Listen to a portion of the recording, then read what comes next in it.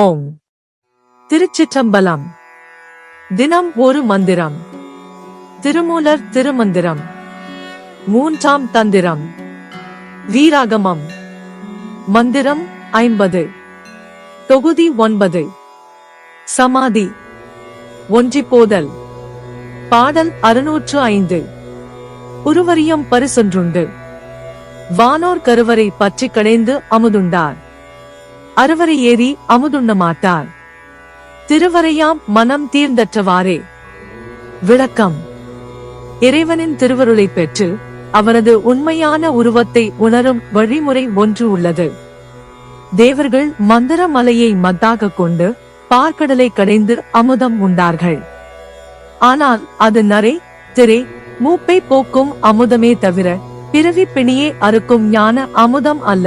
அரிய மலையாகிய சகச தலத்தை யோக தவத்தால் அடைந்து அங்கிருந்து சுரக்கும் ஞான அமுதத்தை உண்ண அவர்களுக்கு தெரியவில்லை. மனமானது தேவையற்ற ஆசைகளிலிருந்தும் புற உலக சிந்தனைகளிலிருந்தும் விடுபட்டு தெளிவடைந்தால் மட்டுமே அந்த உண்மையான அமுதத்தை அடைய முடியும். திருமூலர் இந்த பாடலில் ஒரு பெரிய உண்மையை மறைபொருளாக வைத்திருக்கிறார். ஒன்று புறக்கடல், மற்றொன்று அகக்கடல். தேவரம் அசுரரும் கடைந்தது அமுதை வெளியே எடுத்தது புறக்கடல். ஆனால் யோகிகள் கடக்க வேண்டியது உடலுக்குள் இருக்கும் ஆற்றல் மையம். இது நம் உடலின் உச்சந்தலையில் உள்ள சகச தளம் என்ற பகுதியை குறிக்கும். வாசி யோகத்தாலும் தியானத்தாலும் பிராண சக்தியை மேலே ஏற்றும்போது அங்கே ஒரு பேரின்ப அனுபவம் கிட்டும். இதைத்தான் அமுதுண்ணல் என்கிறார் திருமூலர். மனம் அடங்கினால் மார்க்கம் உண்டு. ஷூட் எவ்வளவுதான் பயிற்சிகள் செய்தாலும் மனமானது ஆசையற்று தூய்மை அடையவில்லை என்றால் அந்த உயர்நிலையை எட்ட முடியாது.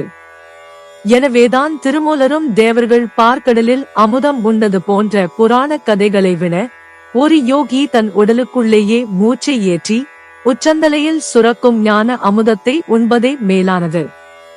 அதற்கு மன தூய்மை அவசியம் என்று இத்திருமந்திர பாடல் வழியாக தெரிவிக்கிறார். Explanation.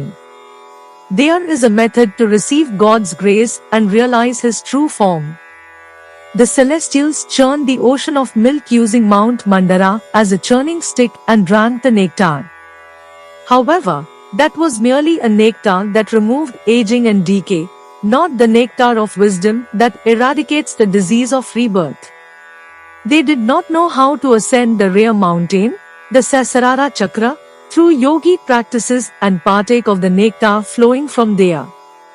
Only when the mind is freed from unnecessary desires and external thoughts can that true nectar be attained. Tirumular has hidden a great truth in this verse. One is the outer ocean, and the other is the inner ocean. The churning by the gods and demons to extract the nectar was of the outer ocean. But what the yogis must churn is the energy center within the body. This refers to the Sasarara Chakra located at the crown of our head. When the life force is raised upwards through Vasi Yoga and meditation, a blissful experience is attained there. This is what Tirumular calls partaking of the nectar. If the mind is controlled, there is a way out. No matter how much practice is done, if the mind is not purified and freed from desires, that higher state cannot be reached. Therefore, Tirumular states through this Thirumandiram verse that it is superior for a yogi to raise the breath within his own body and partake of the nectar of wisdom flowing from the crown of the head, rather than the mythological stories of the gods drinking nectar from the ocean of milk. For this, purity of mind is essential. யாம் பெற்ற இன்பம் பெருக இவ்வையகம்.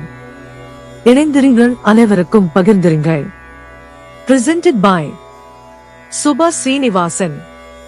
தமிழ் இலக்கிய பாசறை, கோயம்புத்தூர். நன்றி, வணக்கம்.